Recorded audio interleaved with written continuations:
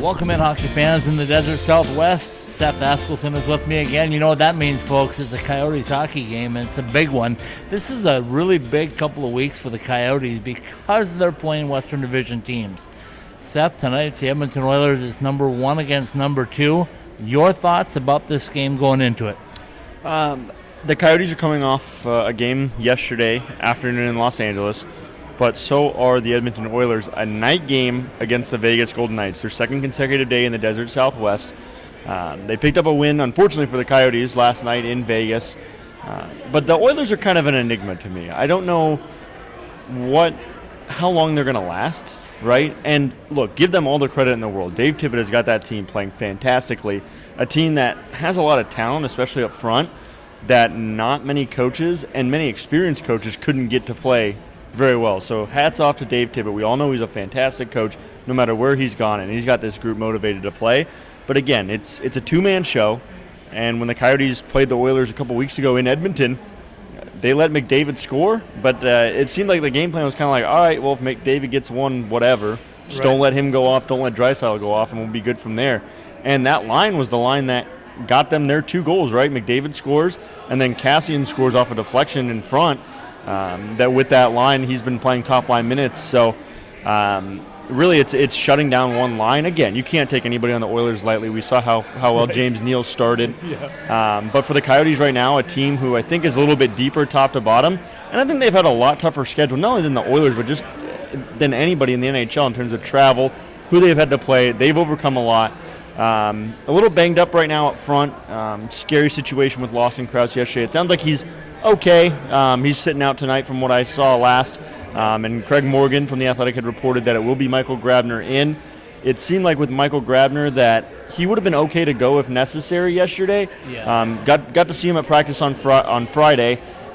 Didn't look like they were holding him back from anything. Looked good. But, of course, when you have depth like that, you have a guy like Barrett Hayton where you feel comfortable sliding him in. Yeah, you can do that. And so it looks like Grabner is being held out, a little bit of an older player, precautionary reasons, but Grabner draws back in because of the Krause injury. So we'll see what the Coyotes do. No excuses tonight for them. Not that they ever take any to begin with, no matter what the situation is. But, yes, they're on a back-to-back, but so are the Oilers. And they got back, I would think, to the Valley before the Oilers even dropped the puck in Vegas. I think you're right. Okay, so we know about the Oilers. We know what they have. We know their firepower. We know that Draisaitl and McDavid are probably going to be the 2 top scorers in the league points-wise. But when we look at the Arizona Coyotes, one of the things that jumps out to me is the depth that they have, right? They've got superior depth, I think, to a lot of teams in the league where this might come down to that 3rd line, maybe a 4th line, getting that game-winning goal tonight. But I got a good feeling about this, and I kind of look back at history and I go, teams that come off of a game in Vegas and then come to Phoenix generally have a rough time, and vice versa. You play in Phoenix, the next night you play in Vegas. Vegas normally has the upper hand. So I don't care how prepared you are, I don't care how skilled you are. There's something about the human body that doesn't function well when you go through a beating like that, then make a trip overnight, don't get to sleep in your own bed. So I'm leaning tonight towards the Coyotes making a jump and pulling within 1 point of the Pacific Division leading Oilers. Yeah, and I mean, I think, like you said, it's going to come down to that depth, right? And Rick Tocchet has shown that he's not afraid to spread the talent around, right? I mean, at first, opening night, that in Anaheim, that line was Keller, Stepan, Kessel. None of those guys are on the same line anymore. Right. And it shows how well you spread the talent, right? I mean, Kessel's playing with Soderberg, and if we had said that at the beginning of the year, I think a lot of people would have said, well, why? Is he struggling? Or, right. Who's jumped out? But it's the pure fact that they have so much talent that they can spread it around and make anything effective, right? I mean, we've seen how well Carl Soderberg's played offensively. A guy who's brought in, right, the idea was, all right, 2nd, 3rd line center, pitch in when needed. But, man, he's been playing fantastic. Pairing with a guy like Kessel, who's almost been more of a playmaker than a goal scorer this year, though he did score yesterday. Yeah. I think that's big for him. I think that is huge for him. Is that the one? We've said it every time, right? When he scores, is that the one to get him going? I mean, the way he's been playmaking, now he adds that goal. Maybe that's the one that just gets him going, period, and maybe turn, in terms of points-wise, turn himself into the Coyotes version of Draisaitl or McDavid. Well, the other thing you got to talk about with the Arizona Coyotes for certain is the goaltending. Probably the best 1-2 punch in hockey right now with Antti Ranta, who played fabulous yesterday, 43 save game. And then tonight we're going to see Darcy Kemper again. You and I saw Darcy the other night against Toronto. Wasn't his sharpest, I didn't think, but the whole team wasn't their sharpest. And we talked about before that game about what Toronto would bring out, right? A new coach, a new change, a new fire. Since then, they've moved on. They dominated Colorado last night. So a lot of good things happening for them. But I think the Coyotes now are back in a sync where they want to win some games in the Western Division, the Pacific Division. They want to start building some points and try to get a little bit of a head start on this. Yeah, and I think the thing with the Leafs, right, I mean, again, nobody's going to take the excuses in that locker room. But it's a team that's bringing something new, right? Like it was such a different feeling around that Leafs team, right? Of course, when you get a new coach, those guys are going to be energized, play for the new guy, especially some of those guys on the bottom line. We saw Pierre Engvall score his first career goal. Engvall had played for Keefe with the Toronto Marlies, so a lot of those guys kind of on those bottom two lines play for Keefe. They know his system. So I think that was a different situation. Again, that doesn't excuse what happened on Thursday, but Coyotes pretty much controlled most of that first period. Tyson Barrie gets his first goal. Who would have predicted that, right? A guy who was slumping, breaks out of his slump on the first game of a new head coach. It just felt like everything was bouncing right. You and I talked about it during the game. It seemed in that first period there was 2 or 3 pucks that just kind of took weird bounces away from Coyotes' sticks where if they could hold that, settle that puck down, they would have got a goal. Anderson robbed Soderberg in that first period. I think if Soderberg scores that goal, it's a completely different game. But instead, it gets turned the other way. Barrie scores, and then Nylander almost gets a deflection goal right before the end of the period. So it went from the Coyotes outshooting the Maple Leafs 12-8 to Barrie scores, and then Nylander gets a deflection, a good save by Kemper. But shots are 12-10. All of a sudden, things were rolling for the Maple Leafs. So again, for the Coyotes, a chance against a Western Conference team, the team they're chasing right now in the division. This is a team that's very consistent. I don't think they're going to really fold, right? I think playing the Kings helps with that a little bit. But hey, what's the sign of a good team? It's a team that buries the teams that are way below them in the standings. Yes. And outside of a tough second period for them yesterday, the Coyotes in 6 periods of hockey against Los Angeles this week have buried LA. So I think it's a team that's rebounded well and has rebounded well from losses in the past this season. And I remember when I first started covering the Coyotes, Dave Tippett was still the coach. And one of his sayings was, you can lose 1, don't turn it into 2, don't turn it into 3, don't turn it into 4. The Coyotes have done a really good job about this year that when they lose, they don't really turn it into something too bad. And the time that they have, right, that 1 week where they lost that lead to Calgary, came home, lost to Columbus, Minnesota, when you look at that week as a whole, they still got 3 out of 8 points. Not necessarily the most ideal, but it's not like they went on a 4-game losing streak. They still got points, so a team that's proven to bounce back. They bounced back yesterday, and we'll see if they can continue that role tonight. Well, tonight it's obviously Edmonton. They'll get a few days off, and then the day before Thanksgiving they're going to get Anaheim here, which is another battle, and then it'll be Thanksgiving, and then it's back on the road again for a pair of back-to-backs, and they start off in Vegas on Friday night. So it's time to get some wins. They've been doing it. They sit at 30 points right now at 14-8-3, I believe, right? And we thought maybe if Vegas could have done us a favor and gotten a couple of points from Edmonton last night, this might have been a battle for first place. But we look at it, there's a game in hand for the Coyotes, and they win it tonight. They pull within 1 with still a game in hand. So I think it's going to be an exciting game. Looking forward to seeing McDavid in person again. It's always fun to see him on the ice and see what he can do. But I think the Coyotes have the depth. My prediction is 4-3 Coyotes. Yeah, it just depends on how well that defense comes out to play, right? And McDavid scored pretty early in that game a couple weeks ago. After that, they really shut it down. Again, got that late game tying goal, but outside of that, nothing too crazy in terms of letting the Oilers get free. Again, that article that was written, unfortunately, about how the Coyotes are playing boring hockey. You know what? It works, right? That was kind of the criticism when Dave Tippett was here. It was, they're boring. All they do is score a couple goals and shut it down. They don't ask how. They just ask how many, right? And for the Coyotes, I think the key, come out, play with the same defensive intensity. And again, it's Kemper tonight. Kemper's been sharp. And I think Ronta's starting to push him a little bit. Again, it's all friendly competition in that locker room. Right. Ronta's been sharp in his last couple starts, and you know, right? I mean, among goaltenders, when the guy next to you is performing well, you want to go out there and you want to kind of show him up, right? Like, hey, what you can do, I can do better. So we'll see if Kemper comes out. Both goaltenders have been solid. Maybe the best goaltending tandem I think we've seen in a very, very long time in the NHL, just in general. Two guys that are capable of being starters that could start 50 games on their own with any team on the same team. And so I think the Coyotes are going to come out, play well defensively, and again, if you can shut down that top line, anything is possible. And I think their depth, will help them win out tonight. All right, I just have to make one final comment before we go. It's always fun to see the different people that come through the arena, right?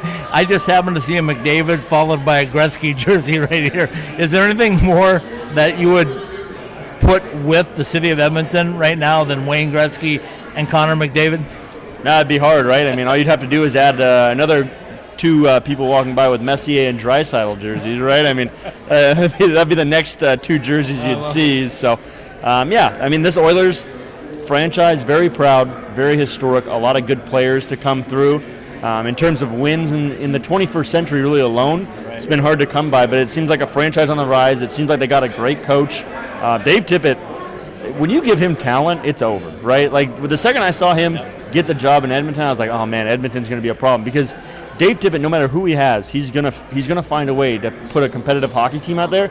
And when you give him the two best forwards in the National Hockey League at the moment in terms of point production, you're really going to be in trouble. All right, folks, let's hope for a win tonight. Seth and I will be back with you. We'll get a win. We'll have something to talk about. So for right now, let's sign off. Let's throw it up to game time and get ready for a little hockey here. The Edmonton Oilers, first in the Pacific against the number 2 team in the Pacific, your Arizona Coyotes. We'll be right back. In 1998, Bell Road in North Scottsdale was barely more than desert landscape. Now, 20 years later, what a difference. Our programs have developed junior Coyotes and Arizona Bobcats hockey players, elite figure skaters, as well as skaters that just want to have fun. Our partners prepare you on and off the ice, and we entertain you in the newly restyled 18 Degrees. The Ice Den Scottsdale has been the official practice facility of the Arizona Coyotes and your home for hockey in the Valley. The Ice Den, your home for hockey, skating, and most of all, fun. Welcome in, hockey fans in the desert Southwest. Seth Askelson, what did you think of Edmonton, Arizona, after you've got a chance to see 3 periods of hockey, an overtime, and a shootout? I mean, it just shows how good McDavid and Draisaitl are, right? And tonight it wasn't them. It really wasn't, right? I know McDavid scores in the shootout fine. The Coyotes did a really good job containing them. It was the extra scoring, right? I mean, I know that first goal was tough on the power play. The Coyotes were kind of scrambling off that initial shot. Everybody kind of saw McDavid and Draisaitl open, so they rushed to get them, and instead they left James Neal wide open back door. And he could have tapped it in, pulled it back out of the net, and tapped it in again if he wanted to. I mean, that's how open he was, and that's how far out of the crease Kemper was. And outside of that, I mean, if you were to tell me, hey, James Neal, Marcus Granlund, and Alex Chason are going to score, I'd say, oh, you're in pretty good company, right? You're in good shape. I know, scoring 3 goals in the NHL, no matter who you're playing, is hard, but the way the Coyotes have been playing, yeah, if it's only those 3 guys scoring, yeah, you have a good chance to win. And the Coyotes did, but unfortunately it kind of came in the backwards order, right? They allowed Neal to score first, and they came back, grabbed a 2-1 lead, and then Chason scores the game tie, they're up 3-1, and then Chason scores. And then so does Granlund, at the end of the game, or towards the end of the third period. So I think the Coyotes did a really good job containing Draisaitl and McDavid. I mean, Draisaitl led, I believe, as all players, 29 minutes of ice time for a forward, unheard of. And it makes you wonder what the future of this team is, the Oilers. But again, I think if you're the Oilers, part of the strategy is, okay, let's build up all these points early to the point where, okay, you don't have to play these guys 29 minutes anymore, right? Like, as you get closer to playoff time, okay, we've built up a lot of leads. Maybe we need to win a few extra games to clinch a playoff spot, but maybe the strategy is, all right, kind of not burn them up, but use them while they still have full of energy, right? They're not ground down during the season. and then you can kind of start taking the foot off the gas in terms of how much ice time you're giving them. Okay, these are the things that I took away from this one. It looked like the Coyotes battled back, which I was proud of. It looked like they took over home ice, which I was proud of. They get to the last 6 minutes of the game. They tie it up, and then it looked like they kind of, quote-unquote, puckered up a little bit, right? They played to make sure they didn't lose any points, and instead of going out to try to win the points. They got into overtime. They got the 1 point. Overtime, they had some opportunities. They weren't able to capitalize on them. They wore down the Oilers as much as they could. They get to the shootout, though, and the shootout performers that we've seen, Garland, Schmaltz, just didn't have it tonight. And I don't know if that was just a fatigue thing wearing out, because they looked like they just didn't have their full speed. And it was a game where there was a lot of action up and down. So your thoughts on that? I think towards the end, they start double shifting Draisaitl McDavid, which is expected, right? And the line that was matched up with them a lot tonight for most of the first 2 periods. In the third period, before they started a double shift, was the Grabner, the Richardson, and the Fisher line. Those three guys on that same line, and again, those three guys did a great job of shutting them down on the ice. They don't have the stamina and the speed to keep up with those guys, right? Maybe Grabner does, but Grabner coming off an injury, which was undisclosed, wasn't really even don't really know what it was. Right, and I mean, even upper body, lower body is pretty vague, but we didn't even get that. So obviously, Tocchet probably trying not to push Grabner, right? His first game back. Yep. So I think he was trying to find the right mix. A couple times he threw out the step-on line out there to try and defend them, and that was the line that had to defend them in overtime back in Edmonton on November 4th. So I think the Coyotes just towards the end, and again, that wasn't the line that burned them, but I think because those double shifts, Tocchet trying to match up those correct lines, it kind of, I wouldn't say scrambled the Coyotes, but definitely not kind of what you were seeing out of the flow of the lines towards the end of the game, through most of the game, and then in the shootout, Schmaltz had Koskinen on that first shot. He just flipped it over the net. Yep. I thought Garland had him on his forehand, backhand, and then Hinostroza got denied as well on a sprawling stop. Koskinen played well tonight. He really did, especially in that shootout. And McDavid, I mean, his goal, it banked off of Kemper and went in. So, I mean, wasn't like one of his prettiest ones, was it? Right, and I mean, when you give the best scorer in the National Hockey League literally a free shot, you're lucky to get a piece on it sometimes. And again, that's not how the Coyotes are going to feel about it in the locker room. They felt they had this game intact, but I think Tippett did a good job. Everybody knew that they were going to double shift, and I think the Coyotes just kind of depended on what line got put out there. So I think they'll recover, right? I think Koskinen's playing really well for them. I'm a little surprised, at least at the moment, that he and Smith now that the game's official, 14 games for each guy. Right. I have a feeling Koskinen's going to get a lot more starts. He's been fantastic for them so far this season. So, I mean, we'll see. But for the Coyotes, got a lot to learn, right? I mean, they're past that point of what are you going to get from them, right? They are beating the bad teams. I know they lost 2 to Minnesota and the 1 to Columbus, but they just wiped the floor with the Kings. Interesting to see what happens when they play the Ducks on Wednesday. The Ducks are a team that are on the ropes right now after a good October, and I think it was kind of what they did last year, right? Came out, had a good October. Now they're on the ropes. Can the Coyotes deliver that knockout punch? They get Vegas, who defensively is struggling a little bit. The last time Vegas was here, I mean, they got run out of the building. Right. And then they get the Sharks, who are, you and I talked about this right after the game. I mean, just up and down, and which Sharks team are we going to get? Martin Jones was solid last night, but on the season hasn't been so great. So it's an important week for the Coyotes. Another 3 days of divisional games. And if you get 6 points out of this next week, I know that means 3 wins, but 6 points goes a long 4 points goes a long way, right? I mean, Absolutely. 4 points at this point in time goes a long way against division opponents. And the Coyotes were 5-1-1 against division opponents coming in tonight. 5-2-1 now, and they lost to the team that was right below them in terms of Pacific Division wins, the Edmonton Oilers. So nothing to feel too much shame about. You did have the lead, learn from it, but overall the Coyotes had a good performance, and they're still in a good spot.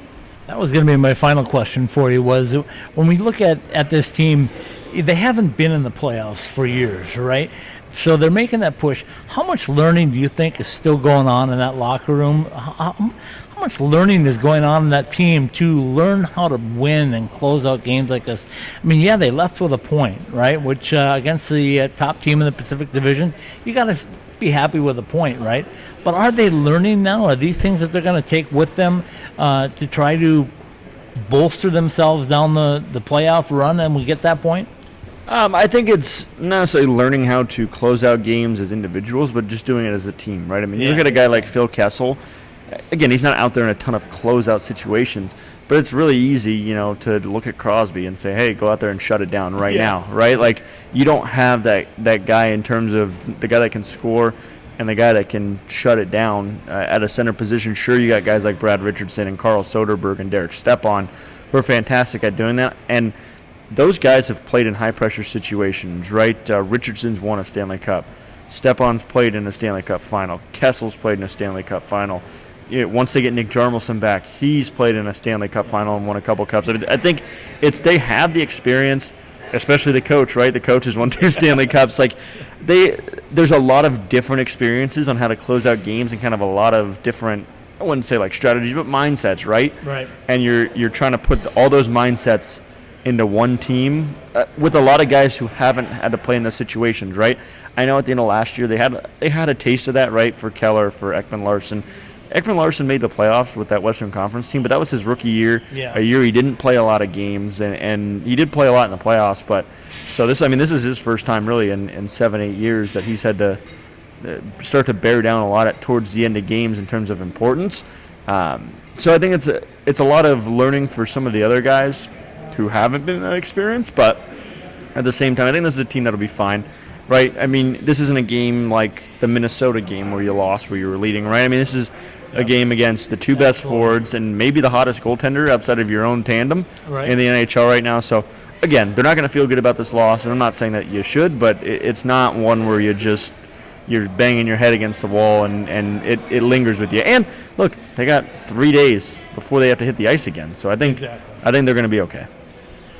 Okay, you heard it, folks. 4-3 shootout win for the Edmonton Oilers over the Coyotes tonight here on a Sunday night at Gila River Arena. The return of Dave Tippett, the return of Mike Smith, Gagne, and you just go down the list of players that used to wear the Coyotes jersey or used to be on the bench for the Coyotes. And, it was nice to see Dave Tippett back in the building. We talked about it earlier that he is kind of a mainstay. He's been around here for a while. He went through some of the leanest times ever in Coyotes history, and how good does he have to feel to be able to coach a team? I don't think he would have come back and coached just any team. I know there's only 30 of them or 32 of them in the NHL, but when you look at Dave Tippett, he had an opportunity to coach the best player in the world right now, undoubtedly, in Connor McDavid. So probably made his choice a little easier to come back and coach the Oilers. Yeah, it did, and especially there was a lot of rumblings that he was going to take some sort of position in Seattle, whether that was head coach, whether that was some sort of scouting, GM type role, decides to come back to the Oilers, right? And who says no? Right. I mean, a guy who took, again, a bunch of Coyotes teams who didn't have, in terms of just pure scoring talent, didn't have a lot in that category, and took them to playoff heights they've never seen. Whereas when you get to Edmonton, you have 2 of the best forwards in the entire world to coach. I mean, that makes it pretty easy. So, it's definitely not a mystery on why he said yes. But like I said, when I saw Dave Tippett took that head coaching job, I knew the Western Conference was in trouble because they were a crew that, a coach. They needed some direction. Right, they needed some direction, and Dave Tippett is that guy. A ton of head coaching experience with a ton of different talents, right? I mean, when he was in Dallas, he coached Mike Modano. He coached Sergei Zubov. He had those guys to coach. So he's coached a wide range of talents, and in 2 different eras when you really think about it, right? When he first started coaching, more physical, more grinded out. And now he's here. It's a game that you don't see a ton of hits laid, and he's adjusted his style, and it's really paying off for him. All right, we'll wrap things up here from Gila River Arena tonight with the Oilers taking the first place, Pacific Division leading Oilers, take a 4-3 shootout win over the Coyotes. I'll let you tease what you got going on. You had a chance to visit with a couple of Coyotes players. It's coming up on the website, so give us a little tease before we leave. Yeah, I got a chance to talk with Nick Schmaltz and Christian Dvorak, 2 guys who suffered injuries at 2 different times last year. Dvorak was injured to start the year, came into the middle of a playoff race. Schmaltz the other way around, was hot in the middle of a playoff race, gets hurt. So got a chance to talk to them and kind of understand a little bit what their process was, what it's like to get back into a full season with a full training camp and be literally just put yourself right in the middle of a playoff race. All right, folks, tune in Wednesday night. We'll be here for Anaheim and the Coyotes. We'll see if they can rebound like they've been doing all season long.